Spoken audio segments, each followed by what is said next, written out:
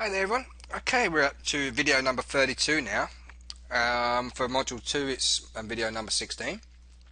And in this video we're going to talk about the money flow index. Alright, so let's go back to our navigator panel and find the money flow index right there. Alright, left click, drag and drop. And this is going to be dodgy blue, so let's go ahead and set that to black. The line can be just as is. We've got some visual levels here which are set to 20 and 80 by default. I'm going to set this to a color of red, which is right there. You can do the same, and then we just go ahead and click on OK. Now this particular indicator is similar to the CCI and the RSI, which basically measures overbought and oversold levels. It also dictates where the trade will go as well. It lets you know what direction the trend is going in. Okay. Now again, just focusing on patterns that emerge here.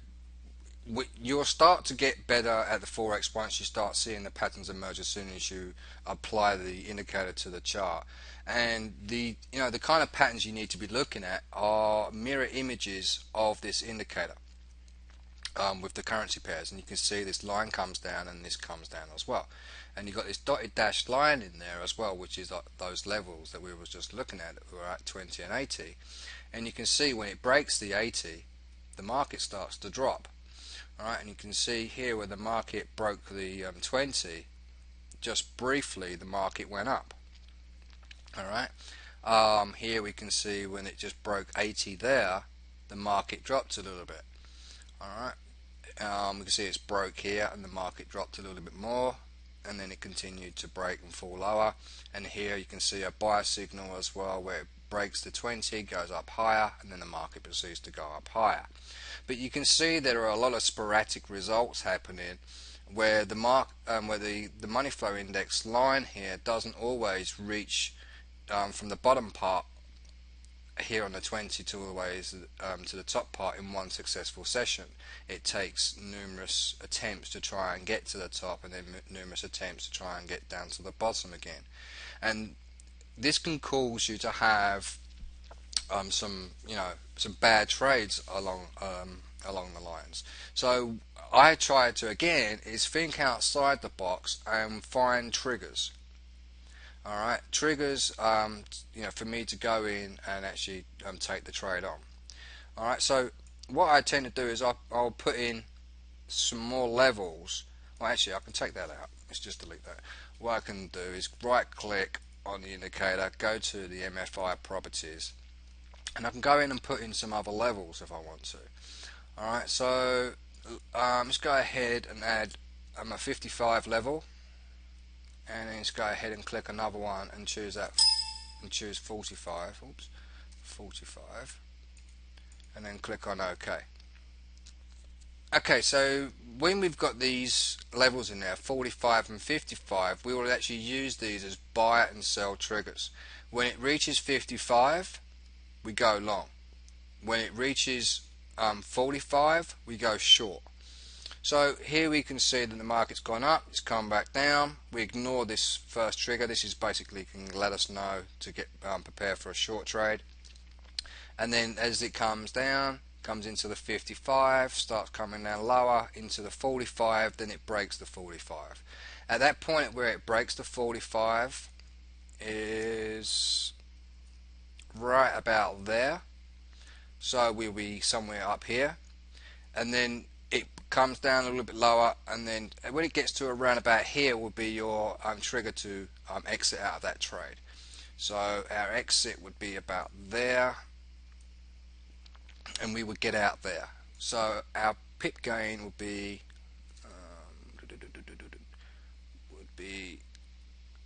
okay, where would we be getting out? I'm not sure, I can't really see that line. Let's just move that. Okay, so it's at the top. Alright. So we would have got in around about there. Let's just take a look at that one, see where we would have got in. And it's on that bar there. Okay, so that's for 141 pips. Okay, and that's off the 4-hour time frame. Alright, so we've had our entry, which was right here at that point, so let's move that over to our entry point. And then we've got our exit when the MFI line comes under the 20 and then comes back up above, and that's where we go. That's where we close our trade. Alright, so then we see these lines here, and as we go through and take a look, we've got 45, then 55. 55 is to go long, so we would go long right there, and then we would exit the trade. Now this is going to be a difficult one. You can see now that we don't have a point of reference to really close out our long trade because it didn't reach all the way up here. Alright, so we're going to need to really think outside the box again. And to do that, we would need to target previous highs or lows. So let's go ahead and put a line tool in there just to let us know where the buy opportunity appeared, and let's just zoom in. Now the buy opportunity appeared right here. Okay, so we've got to say to ourselves, where is the next resistance level? And we got this trend line tool here sitting at 137.89.6 will be our resistance level. So again, remembering what I said before, if we take a buy opportunity, is it really sitting on a support level? And if it's not sitting on a support level, where is it sitting? And if it's sitting inside like say the middle of a support and resistance, that's okay. But if it's sitting pretty close to the resistance level, you don't want to buy there because the chances are that the market might reverse. Alright, so we go ahead and take a look. Okay, well here's the next resistance level. So when we take this trade on, we calculate from there to there, and we say it's 215 pips or so. And then you might say to yourself, okay, is this the kind of pips that I would like to make? And if it is, go for that trade. But when it's like 50 pips away, you don't really want to go for it.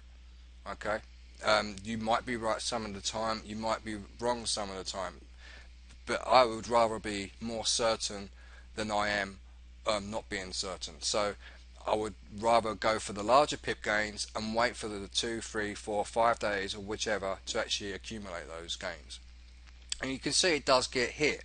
Alright, now I mean, when I'm doing all this in like still time right now, well, it's in real time, the market's actually moving, but I don't really have any live trades on to show you from that signal that it was developed. But when we get into later into the modules, I will go over some of these videos. In this is just an overview, alright, this particular module of these indicators and giving you an overview of the brief buy and sell signals. But when we get into the next module, I will go over these signals in great detail. Okay, so hopefully this will help make the penny drop, this first section. Alright, so yeah, and you will see that these will come true more often than not. Alright, this is take a look at another area. Here we can see there's a buy signal right here. Okay, so let's take a look. Here's a buy signal. Let's look to our immediate left to see how far away the next resistance will be. It could be a minor resistance, it could be a major resistance. Either way, we need to take them into account. Okay, so here is our buy. We get a buy here, and we just quickly look over here. 100 pips, that's not bad. I don't mind targeting 100 pips off a 4-hour time frame. That's pretty cool. When it reaches there, I would then consider to move my stop loss to break even, or maybe just book in 10-20 pips or something, so at least I get something out for my work. Okay, 10 pips I'll be happy with if I'm doing it at $10 a pip.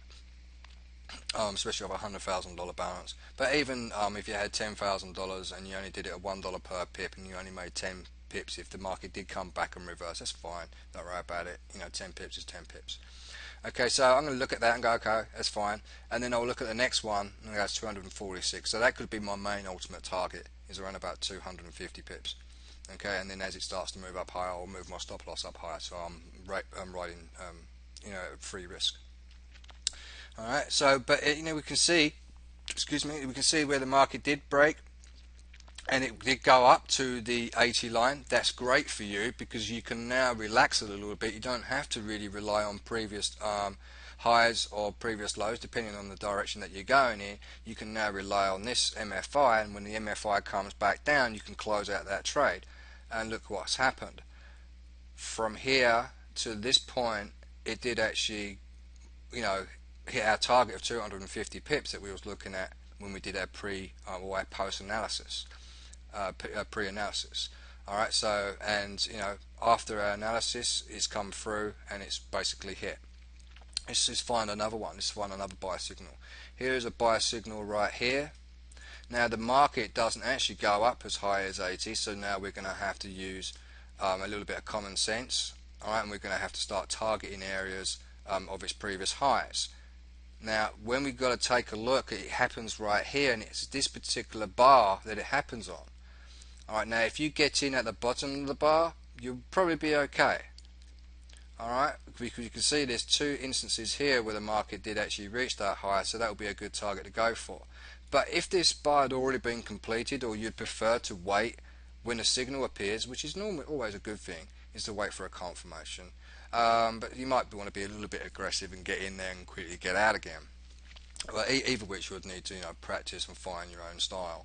Alright, but here is your buyer, and if you've got it in on the next bar, it's not going to do you no favors, and now you need to switch your mindset and say, no, I'm not going to take this trade, I'll wait for another opportunity. Alright, so we're now going to wait for an opportunity, and we can see that this black line is hitting to the 55, now the 45, and the 45 is an indication to go short. Alright, here is our short area right here. Now, do we want to take this particular short? Well, no. Why not? Because we are right on a support line again. Here is our support line. It's been confirmed over here on the left. It's been confirmed here in the middle. It was also kind of confirmed where these two candles did get rejected until the next lot of candles kind of went sideways. So there's evidence there to not go short on that indication right there. We don't go short on support levels. We only go long on support levels. Alright, that's the key. Here is another area in the market. Here we've got a short right there, and that happens on this candle.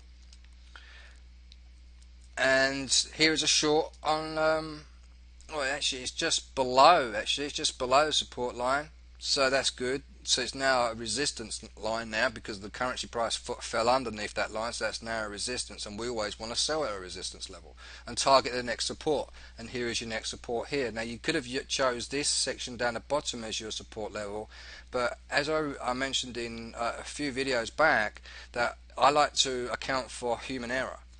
Okay, so I like to at least come back in on myself a little bit to find a more truer mean average. I tried to find the bodies, not the top and bottoms of the wicks. I tried to find a mean average of the bodies, and I'm going to say, okay, I'm going to put it around about here.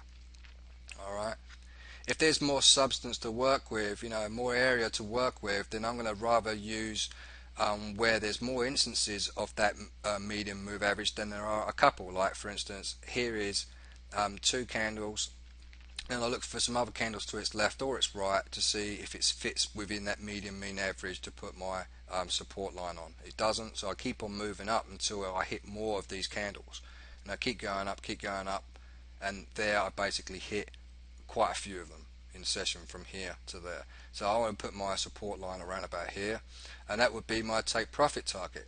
So it would be from here down to there for 73 pips. Alright, let's take a look at another one. Here is a buy trade. We can take the buy trade right here because we're sitting on support, so that's good. We can take buy trades on support lines, and as the market goes up, it exits around about here. Now, you got to also use common sense. Don't just rely on the raw. Sometimes you need to be there and close a trade. But if you're not there to close a trade, then go ahead and put in a take profit target and apply it to the rule of the next previous high or the next one higher if you're going in for a long trade. So here we are. This is where we would basically go long. Take a look over here. That's 79 pips. The next one is 229. Alright, maybe we can take a look at some other areas where there's some mean average. So one there, there's one there, and a bit of congestion there. So you can turn around and maybe target 120 pips. And it does get hit. These are the kind of thought processes that your mind should go through before opening up the trade and working out where your take profits are going to be. And also conversely, where would you put your stop loss? Well, again, if I'm looking at the charts, I will keep my stop loss open because I don't really want my broker knowing where my stop losses are. All right. But for an imaginary stop loss, an invisible stop loss, I would go ahead and then maybe go ahead and put in a horizontal line tool in, and then I could leave that there and give myself a note possibly, and then give it a name or give it a label first. And I'm just going to put SL in there. Okay, I'll just change that to black just to remind myself that that's the stop loss level.